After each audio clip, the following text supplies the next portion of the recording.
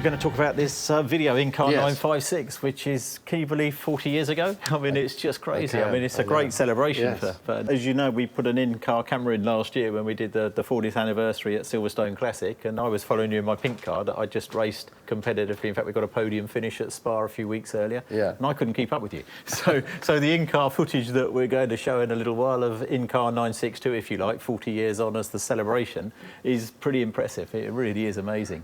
Well, Henry, I couldn't have you overtaken me, to be honest. No. Well, I couldn't anyway. So it wasn't that I was trying, I was trying to catch up. It was like a qualifying lap, to be honest, to try and catch you up. But I think you underrate yourself. I think you do very well. The fact is you have driven lots of good cars now. So the whole thing about driving better and well is the fact that you get experience doing it. They're amazing to drive, aren't they? Yeah, because they are. Having raced that 1990 Nissan in 2007, I jumped back into the pink car, the twin of the car you drove, and they're just so easy. You know, they're 4 seconds a lap quicker on a test day that we did, you know, out the box. You know, driving Mike Wild's, which obviously used to give me a lift to Brands Hatch for my work experience, feeling sorry for me on little Gorelli mopeds. So it's just amazing that they just, and we were talking about them with somebody else the other day, we were talking about GT cars. And, you know, to get those in the window to get a professional lap time, they're really on an edge. And they're ABS into corners and really tricky. Whereas with these cars, you just drive like a road car, and they go so much faster than you realise. Yeah, I guess we were lucky to race them. Maybe we had too easy a time then. I thought it was pretty good, pretty easy. Well, I told everybody they were difficult. Well, they were compared to everything else I drove at times. I think the difference is, you know, I think like everything at 8/10, which is probably, I don't even get to that. They're easy, but when you see, I mean, I was looking at something the other day, and they were saying that you watch the cars in period. In fact, Dickie Meaden's just done the write-up for Triple O magazine, driving the sister car, the Wallach Mass car from '87, the other Othman's car. And he was saying, you look at period photographs, and all you guys, he said, just coming out a corner at about 190 with a touch of opposite lock on, and it was just natural, and it wasn't knocking the downforce. And he said, you know, we could never dream of you being in that zone and level. So I think to get the times that you guys got is definitely another level. I had the first one of these, which then snapped and wore out, so I got another copy, which is what everyone watches, and Dickie Meaden refers to it. And now you've got a DVD. Yes, and I've got that. See, there's a new 40th anniversary one where there's some additional footage and some interviews with yourself as well that's come out. So, so that's sort of iconic. And Dickie Meaden was saying again at Silverstone, well, this is really familiar, but I've never driven a 956 or 962. And then he said, but now I understand, and it's exactly that panorama. It was the same for me. You know, you think, I can't believe this. This is actually happening. This is Silverstone. So basically, they're in the order of the different races. And so this one was just pure in-car of the car.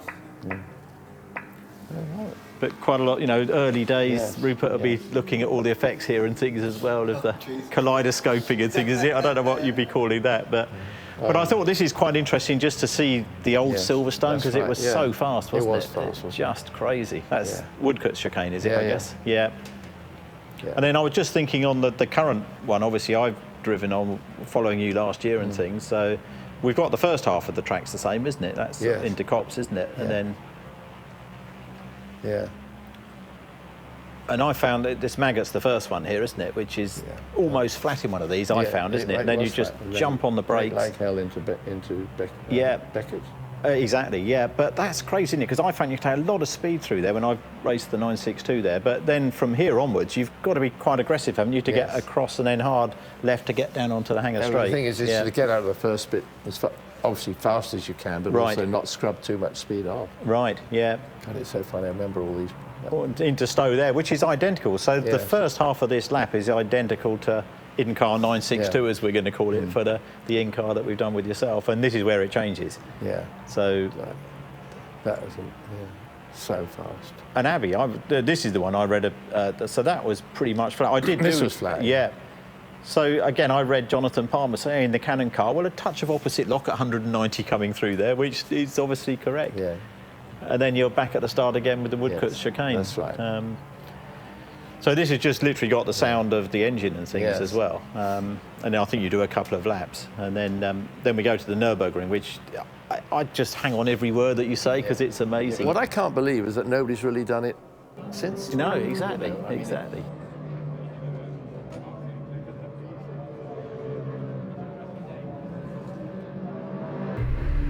Well, here we are again at Silverstone, 40 odd years after the very first race that we did in Group C at Silverstone. I'm in the Richard Lloyd Group C car. It's the first time I've been in the car for some time, but this is basically 40 years since we made the very first in-car 956 film at Silverstone, which was the first race of that era.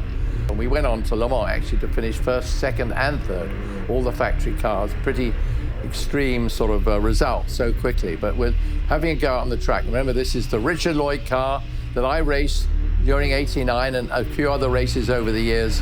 A wonderful car, had great history, many great drivers drove it over the years, and here it is back, being looked after so well, being prepared, brought out for us to go out and play now and again, and we're very fortunate. So sit back and enjoy a lap with me trying to show you the way around a track that I don't know where to go, but we're doing our best.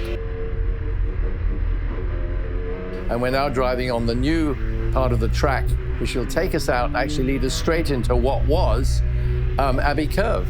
We're going through this slight left, which used to be so fast, and then we're going to be turning right off the old track onto the new track, and we're going to work our way around through a series of bends. But of course the old track, although it's changed dramatically, it was so fast, and we used to get round here so fast. You can see me really feeling my way on the early part, and now we're hanging the car along, picking up a bit of speed.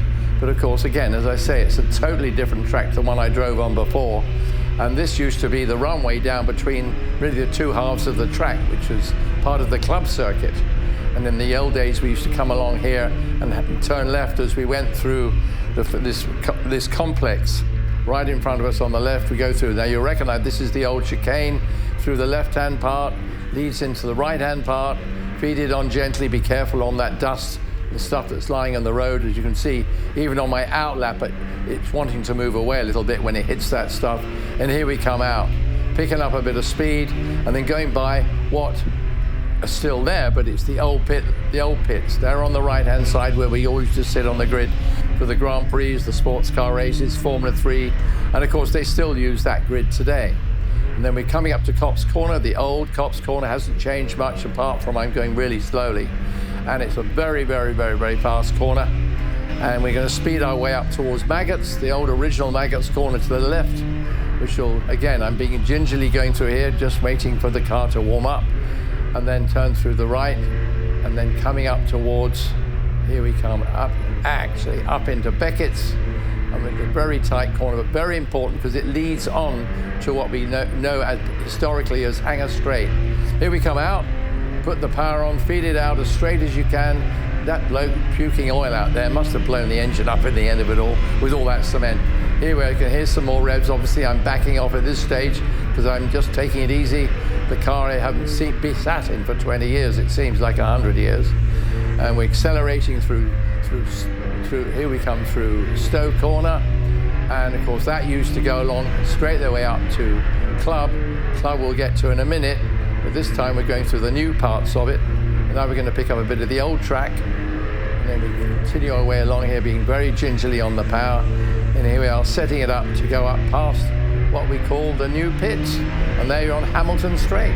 And that was a sort of rather appalling lap of me trying to describe two tracks at once. But we're going off now as we go around through the bit of Abbey, as we said just now.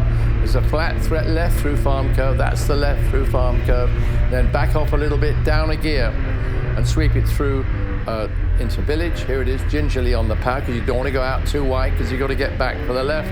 There's double left-hander into the loop. You can feel it as we go through the left and the left again, and then accelerate through Aintree Corner. And then here we come out onto Wellington Straight, and we accelerate it down here. It's quite a run down here. Bit misleading as you come down here because you cannot see, there's no identifying marks on the road as you come down. Then of course you turn the left into the Brooklands complex, take it easy going in there, and then you try to get it on the right and hold it in against that apex, basically on the line that I'm struggling and trying to do. There we go, and then we feed it out and we go by the old pits. Here we go, accelerating along. This is very much part of my history, steaming up here. Very fast again into Copse Corner, taking it gently as we went through there, feed it on, but we're going a bit quicker this lap because I've got the feel of the car, the tyres have warmed up a bit, but you've got to use the extremities of the track. Just work our way through here, and I'd love to say I'd like to be feeding my way back onto the old track because I really knew that well. This one is taking me a bit of time to get used to it, but this again is back onto Beckett's, which is the old original corner, accelerate out onto the hangar straight. That's where we went to picked up such a speed going down here, and it's a bit forbidding coming down to the corner at the bottom, which we called, well, they call it Stowe Corner. On the brakes, very hard going into there, gently down a gear, turning right, but it's a much tighter corner now than it was. And of course, this one takes us down to a new part of the track, and we sort of have to feed it back to the right-hand side of the road. Not too hard on the brakes because you don't want to lock a brake up here. Pitch it in quite tight to the left, flick it across to the right, feeding the power on. You have to feather it a little bit as you go through here, back on the power.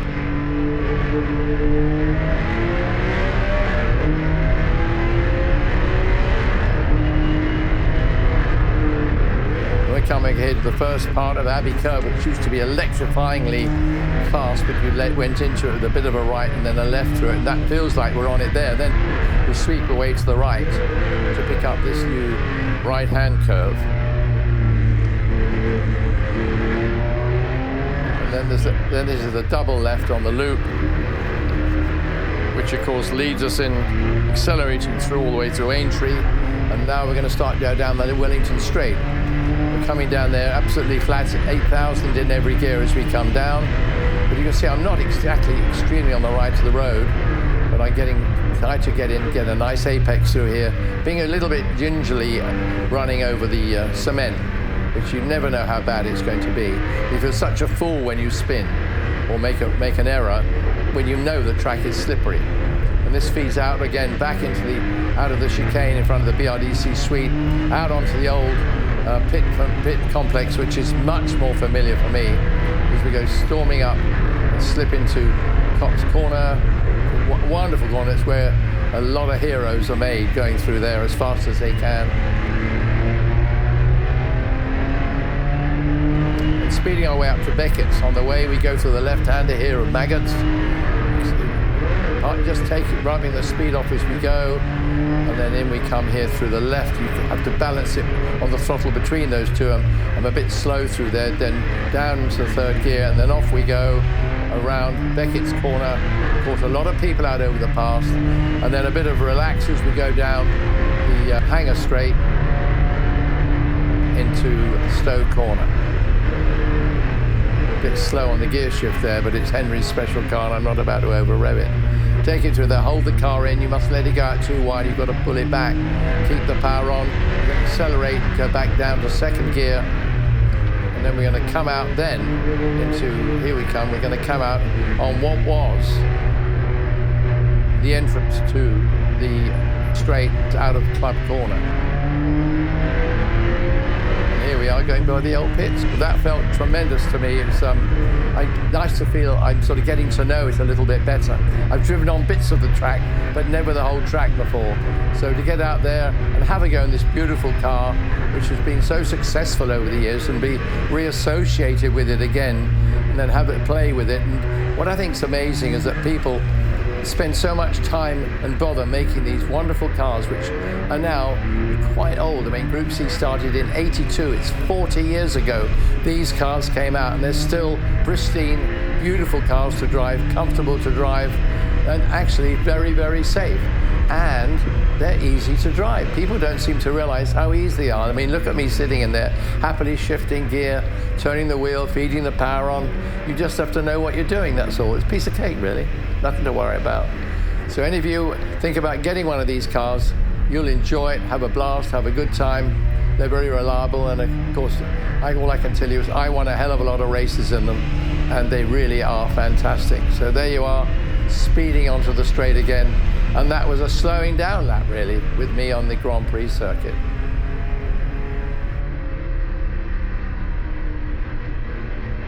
The strange thing is, people say to me, so when you went to ground effect, what was the difference? And I just said, well, we just went quicker. And I remember testing with Jochen and Jackie don't think there was a fourth driver that day, and we were Paul Ricard, and they said, okay, try this. You know, we went out in the 962 or 956 for the first time. But obviously to start with, we weren't going quickly because you're just getting used to the system. It's so easy to drive.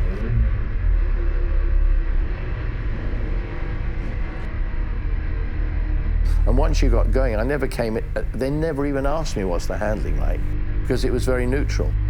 And it had just tremendous grip. And I don't remember ever saying, oh my God, it's so quick through the corners.